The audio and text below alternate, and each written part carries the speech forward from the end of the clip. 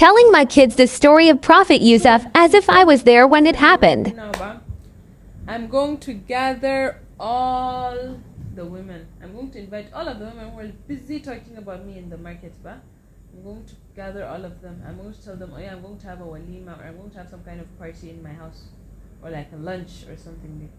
I'm going to have that, so everybody's going to come to my house, and then I'll carry out my plan. So that's exactly what she did. She invited all of the wives of the governors, the queens, the princesses, the directors, Just all of the royal, DGs, all of the big people in Egypt, and even some of the people that not really big or royal, but just because she knows they're going to talk, so she invited them also. So she invited them all. They all came, they sat down, so she made a beautiful spread on the table.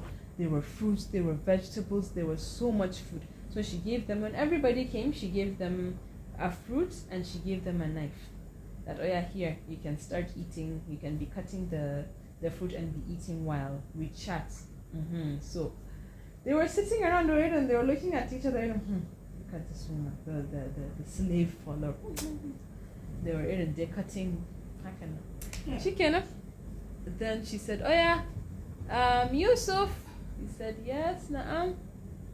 He said, oh yeah, come and bring the chicken, or come and bring the sheep or something. Bring something, Dekawe. And he came in and that was how they opened their mouth, just staring. Inna lillahi wa inna ilaihi raji'un. So you're telling me that this Yusuf is handsome like this? We have never seen somebody as handsome as this Prophet Yusuf. And just because they opened their mouth and they were just busy staring, they didn't even know that they weren't even cutting the fruit. They were busy cutting their hands because of just how handsome he was, just how much they were looking at him. Hey, so handsome people like this exist, la ilaha illallah. So as in, handsome people like this exist. So they say, we don't blame you, minister's wife, we don't blame you at all. She said, and you're there busy, I'm a boy, you're busy gossiping about me left, right and center, saying, she's doing this, she's doing that. Now you have seen for yourself how handsome he is, Abi. You have seen for yourselves, Abi, and all of you, if you were in my shoes, you would have done exactly the same thing. They said, that's very true. If you were in your shoes, you would have done exactly the same thing. Then I said, how about Yusuf now? Can you see how beautiful this woman is? Why are you just rejecting her up and down now? It's not good like that now. And they kept talking and trying to convince him that he should go and start being with the woman now. Like, after all, he's so handsome and she's also so beautiful. Like, why now? Why is he doing like that? Is it by force? Is it by force? Is it by force? Exactly. So he then saw that, like, I would not say it's plenty. It's too much. So he just saw, and he was just a poor little slave. He couldn't do anything. He was helpless. If he wanted help, nobody would help him. If you want, as in nobody, he's just a slave, so nobody's ever going to help him. So at that moment, he just prayed to Allah. He said, Ya Allah, to me, prison is better than what these women are asking me to do. I don't even know what. I know what do. They never listen. So now They started without me. sorry. But he's a summarizing. So the simple answer is where did you stop, Ma? Where did you stop? Without that. So me, I can remember yes. And then I won't send our DVD. So long story short, she organized a big party. Okay, she organized a big party for them. No, but. She organized a big party and invited all the people who were busy gossiping about her. Okay? No, Kihaka. Roll this way. Kai ma ka samu pillow ɗin ka first of all. No, ka bari kar ka saki. So I have to both lay down in the same direction so that za ku samu ƙalubale ku tare.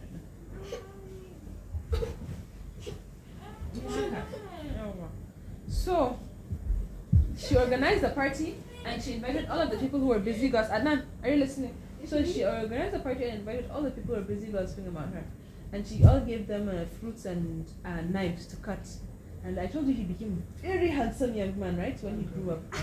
So she then called him, oh yeah, come, Yusuf, come now. Maybe she asked him to, let's say, imagine she asked him to bring in a big tray of a roasted sheep or something. So he brought it. They were like, Inna. So he's so handsome like this. And they were busy just looking at him with their mouths wide open, and they cut their fingers, all of them. They cut up their hands because of how much they were staring at him. Wait, why did they like cut their fingers like? I don't know. I think maybe it's either they cut it like this or they cut their hands. I don't know. They just cut their fingers. Probably. But how did they not feel anything? Because they're busy looking at him now. Uh-huh. Shikena, say what happened next, Nema? He just prayed to Allah and he said, Ya Allah, I'd rather You go to skipped a jail. place. Okay, then they said, Prophet Yusuf, why are you rejecting this woman now? After all, look at her, she's very beautiful now, and she's very fine girl. You should allow her now, you should stop rejecting her. They were talking and because he was just because he was just a slave and he didn't have anybody. Okay. Because he was a slave and he didn't have anybody to help him, anybody to assist him. He just lifted his hands up and prayed to Allah and he said, Ya Allah, prison is better to me than what these women are asking me to do. I'd rather go to jail. And that's what happened, unfortunately.